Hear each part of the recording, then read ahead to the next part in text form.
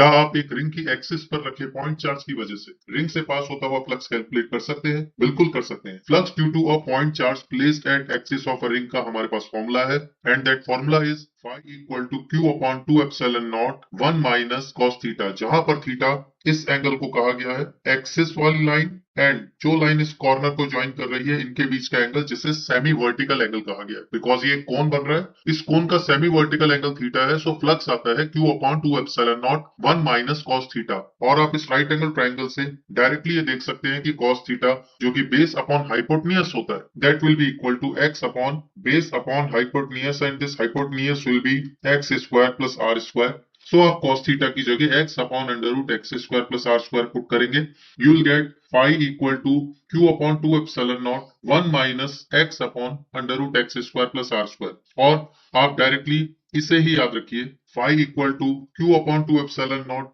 1 minus cos theta. I guess ये आपको clear होगा, ये फॉर्मूला आप याद रखेंगे बिकॉज इस तरह के क्वेश्चंस पूछे जा सकते हैं।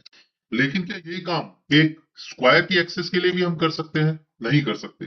But there is no such formula for charge placed at axis of a square. अगर किसी स्क्वायर की एक्सिस पर कोई पॉइंट चार्ज है, हम इसका फ्लक्स इस स्क्वायर से कितना पास हो रहा है वो कैलकुलेट नहीं कर सकते। हालांकि रिंग के लिए काम किया जा सकता था कि फ्लक्स कितना इस रिंग से पास हो रहा है। Now coming on to the question. नमस्कार दोस्तों, welcome to the next lecture of central maxima. आज हम एक क्वेश्चन करेंगे जिसमें एक स्क्वायर की एक्सिस पर चार्ज रखा है और आपको फ्लक्स कैलकुलेट करना है। The question is a point charge of 12 microcoulomb is at a distance 6 centimeter vertically above the center of a square of side 12 centimeter। इसे एक्सिस भी कहा जाता है। ये एक्सिस पे रखा हुआ चार्ज है, जैसा हम अभी डिस्कस कर रहे थे। The magnitude of electric flux through the square. Just now we have discuss कि हमारे पास ऐसा कोई फॉर्मूला नहीं है जिससे एक्सिस पे रखे पॉइंट चार्ज की वजह से स्क्वायर से पास होता हुआ फ्लक्स हम कैलकुलेट कर लें। बट ये एक स्पेशल केस है।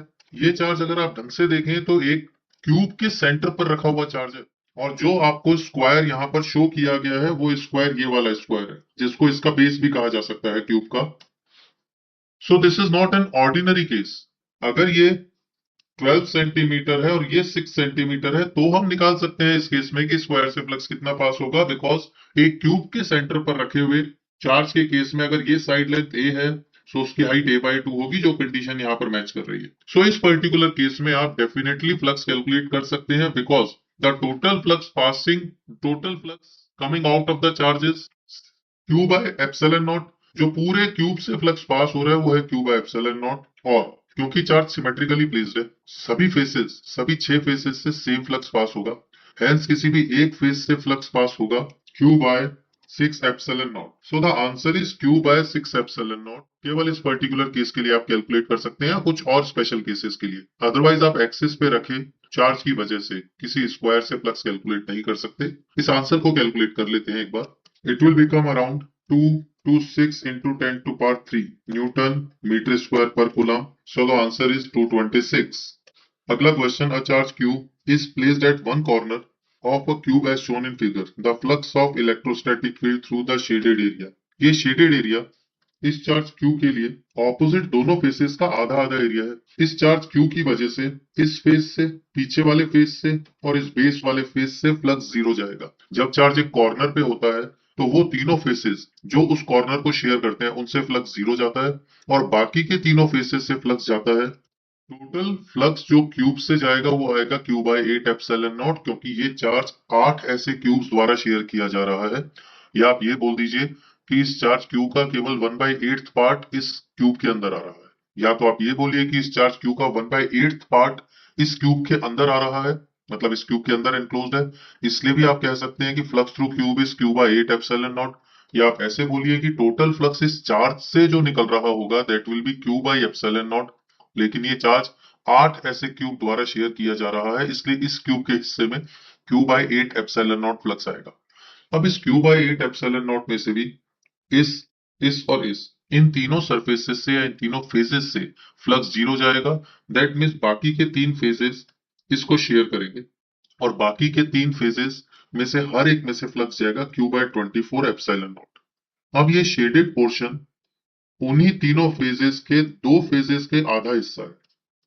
दैट मीन्स हर फेज से जब q बाय 24 एप्सिलॉन नॉट जा रहा है, दैट मीन्स उसके आधे हिस्से से जाएगा q बाय 48 एप्सिलॉन नॉट। इस वाले शेडेड पोर्शन से q बाय 48 एप्सिलॉन नॉट, और इस वाले शेडेड पोर्शन से भी Q by 48 epsilon nought flux जाएगा।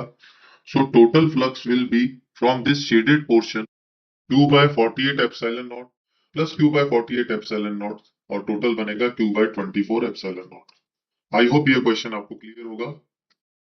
नेक्स्ट लेक्चर में वेरिएबल इलेक्ट्रिक फील्ड की वजह से चार्ज एनक्लोज्ड वाला एक क्वेश्चन हम करेंगे जो काफी ट्रिकी है। अभी तक हमने इलेक्ट्रोस्टैटिक्स के जितने भी पीवाईक्यूज किए हैं या फिर लॉज ऑफ मोशन के जितने भी पीवाईक्यू किए हैं नीट और जेई के, उनको अच्छी तरह देखिए, समझिए, प्रैक्टिस कीजिए।